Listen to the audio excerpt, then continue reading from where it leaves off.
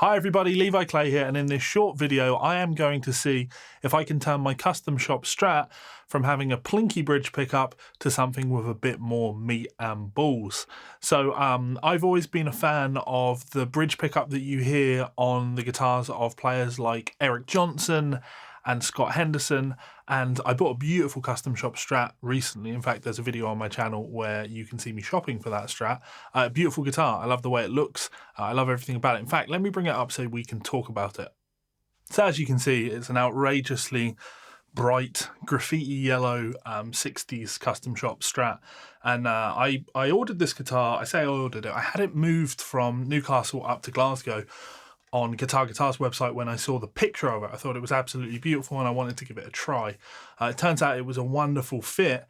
Even has the jumbo frets on there, which is kind of what I want on a Strat. But I knew when I went Strat shopping, I was probably hoping to get something with a humbucker in the bridge.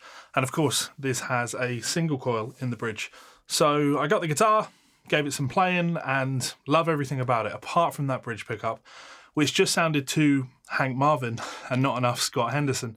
So my friends at Green Pickups over on Instagram, go and check them out, wonderful people, reached out to me and asked if I would be interested in them winding a pickup, hand winding a pickup to my specifications. Now, let's be clear, I'm no aficionado when it comes to tech specs like that. I don't really know what I want in a pickup in terms of magnets or amount of winds or, you know, resistance or anything like that. What I know is the sound that I'm looking for, and Green Pickups were absolutely fantastic in helping me get that.